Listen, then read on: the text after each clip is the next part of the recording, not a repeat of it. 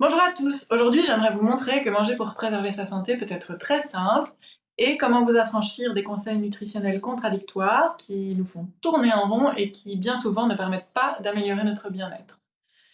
Ça fait peu de temps qu'on pense avoir besoin d'examiner en détail la composition nutritionnelle des aliments pour prédire leur effet sur notre organisme, ou que l'on pense avoir besoin d'une autorité extérieure pour nous dire quoi manger.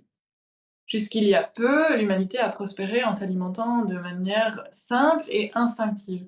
Et aujourd'hui encore, nous naissons tous avec un système nerveux qui pourrait nous guider vers les aliments dont notre corps a besoin.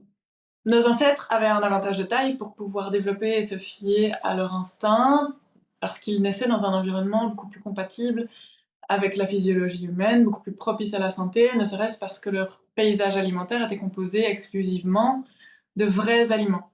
Vrais aliments qui contiennent tous les macros, micronutriments, fibres, liquides et même microbiomes pour les produits laitiers crus et les fruits et les légumes ayant poussé dans un sol vivant, qui permettent de nourrir la physiologie humaine.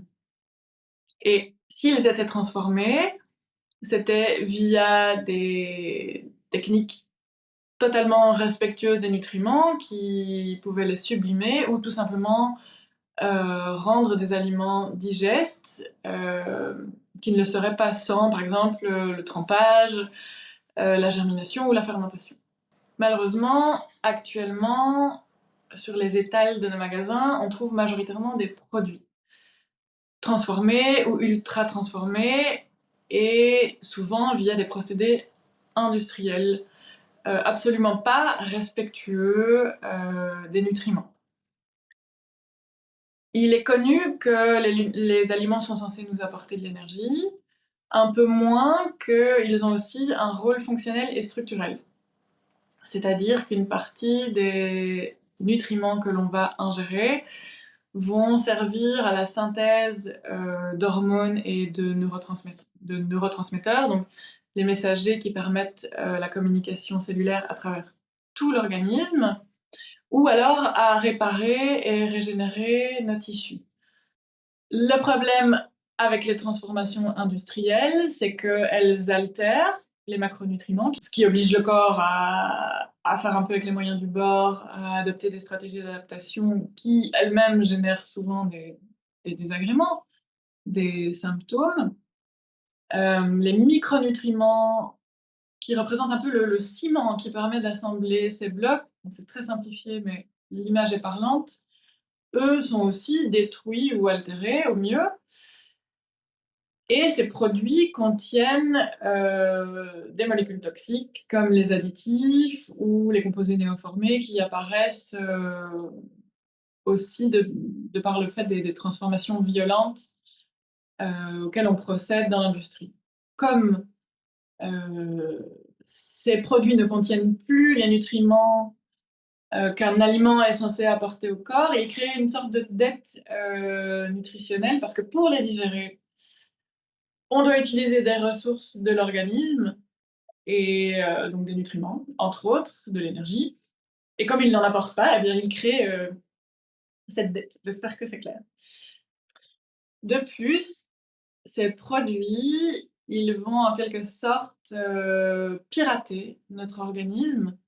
Ils altèrent nos sensations de faim et de satiété. Ils vont modifier les voies neuronales du circuit de la récompense, donc en créant une sorte d'addiction. Cette notoriété publique que les industriels composent leurs recettes en essayant d'atteindre le point de félicité, c'est-à-dire en composant leurs produits d'une proportion exacte de lipides, de glucides et de protéines qui crée un reviens-y. Ce qui fait qu'on mange absolument pas parce qu'on a faim, souvent pour compenser, pour combler des besoins qui pourraient l'être d'une manière beaucoup plus physiologique et propice à la santé. Quand on veut pouvoir réapprendre à manger d'une manière simple et instinctive, sans dépendre de conseils extérieurs, pour moi, le prérequis indispensable, c'est de réapprendre à faire des aliments originels son quotidien. parce qu'ils vont permettre de rééquilibrer en grande partie les signaux du corps, ceux-là même sur lesquels on peut se fier pour déterminer si notre alimentation nous convient, notamment ce que l'on ressent après les repas. Un repas qui nous convient est censé nous rassasier pendant plusieurs heures, jusqu'à 5 heures, et n'est pas censé provoquer des symptômes désagréables. Il n'est pas normal d'être extrêmement fatigué après un repas, d'avoir du reflux, des ballonnements, beaucoup de flatulences, des éructations. Enfin, on s'est habitué à tout ça, on a banalisé ces symptômes, mais clairement, c'est pas l'effet qu'est censé apporter un repas nutritif. Donc les sensations après les repas sont de très bons indicateurs, et c'est idéal de les observer quand on transitionne vers les aliments originels. Ici, le focus est vraiment sur, pour moi, sur les courses. Il n'est pas nécessaire de révolutionner toutes nos habitudes en cuisine, toutes les recettes. En profilage alimentaire, on estime que pour 80% de la population, se concentrer sur la qualité des aliments et quelques règles de bon sens, c'est déjà une excellente forme de prévention, et ça permet déjà de régler des déséquilibres pour des personnes ayant une forte constitution. Alors après, il y a les 20% restants, dont je fais partie, qui ont un terrain un peu plus faible ou une haute sensibilité. Et c'est vrai qu'à ce moment-là, il faudra probablement aller plus loin. En profilage alimentaire, on propose l'alimentation ressourçante ou des cures de remise à niveau. On peut déterminer ça de manière assez précise via l'analyse des signaux du corps. Alors une fois qu'on a mis en place ce cadre physiologique, donc qu'on fait bien la différence entre ce qui nourrit et ne nourrit pas, on peut commencer à expérimenter pour déterminer quelle alimentation nous correspond individuellement. Parce que au-delà des aliments originels, au-delà de la composition des aliments, ce qui importe vraiment, c'est l'interaction entre l'aliment et l'organisme qui le reçoit. On ne réagit pas tous de la même manière à un même aliment. On ne tire pas tous les mêmes bienfaits ou méfaits potentiels d'un aliment. C'est pourquoi les règles standardisées, les règles universelles en nutrition sont un non-sens. Et aussi pourquoi probablement beaucoup de personnes respectant les critères d'une alimentation saine ou même anti-inflammatoire, qui classent les aliments dans des catégories sans tenir compte de l'individu qui les ingère, n'obtiennent pas de résultats, s'épuisent en vain. En tout cas, pour moi, ça a été une révélation. M'autoriser à honorer mes besoins uniques, réhabiliter des aliments qui ont mauvaise presse et qui sont pourtant pour beaucoup très nutritifs, ça change tout, vraiment. Pour terminer, j'ai envie de vous reparler du système nerveux qui joue aussi un grand rôle dans tout ça, parce qu'il est le chef d'orchestre de notre organisme, et notamment de la digestion qu'il va inhiber lorsqu'il subit du stress chronique. Donc dans ce cas-là, même si l'on mange les aliments les plus qualitatifs, les plus nutritifs qui soient et parfaitement adaptés à notre biochimie, si la digestion est bloquée, on perd un peu son temps. Alors, on n'encrasse pas, on fait pas pique bien, on n'encrasse pas son aliment avec des additifs, des composés néoformés et autres, mais ça n'empêche que une mauvaise digestion, même d'aliments très qualitatifs, peut poser problème. L'environnement est là aussi déterminant, il est à l'heure actuelle surstimulant. Nous sommes beaucoup à vivre en permanence en état de réponse de stress, de survie, ce qui engendre du stress chronique qui est délétère pour notre santé et altère vraiment notre digestion. Petite parenthèse, le stress en lui-même, la réponse de stress ponctuelle est indispensable à notre survie. Sans elle, on ne pourrait pas se lever le matin ou cicatriser. Donc, ça n'est pas elle le problème, c'est son côté chronique qui est engendré par notre environnement actuel. J'en reparlerai plus en détail, mais identifier l'état d'activation de notre système nerveux au cours de la journée et plus particulièrement autour des repas, ça peut vraiment être aidant pour favoriser la digestion, ne serait-ce que pour prendre le temps de mastiquer. Beaucoup d'entre nous, on mange debout sur un coin de table en avalant tout rond et beaucoup de problèmes digestifs commencent déjà là.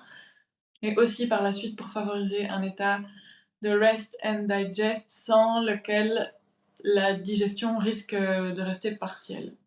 Au-delà de la digestion, le système nerveux autonome, il assure toute la fonction de nutrition qui comprend aussi l'assimilation et l'utilisation des nutriments.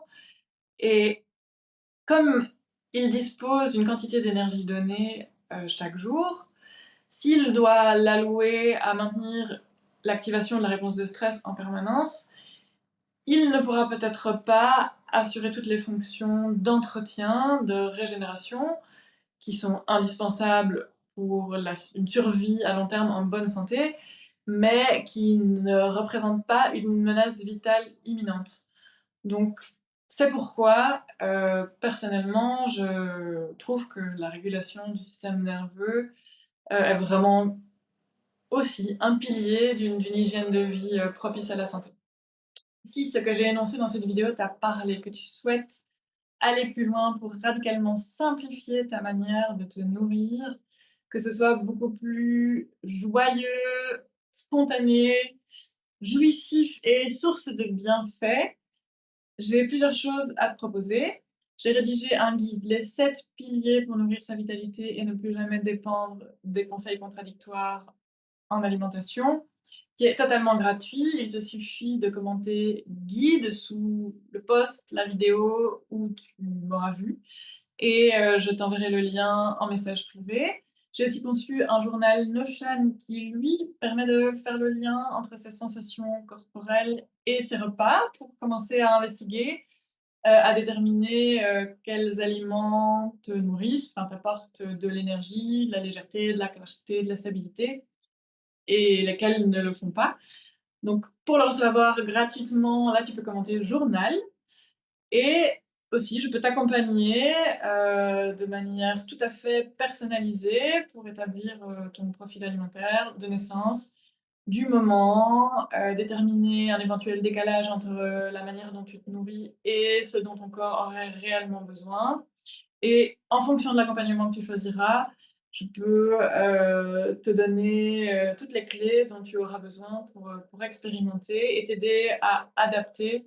Je propose un audit très rapide pour te donner les bases si tu es très autonome et que tu aimes expérimenter seul, c'est parfait. Jusqu'à des accompagnements très rapprochés où on travaille vraiment main dans la main. Tout ça est sur mon site www.comemy.be. N'hésite pas aussi à me contacter par téléphone, en message privé, sur mes réseaux. Je serai ravie de voir avec toi comment je peux t'aider. Merci d'avoir écouté, à bientôt.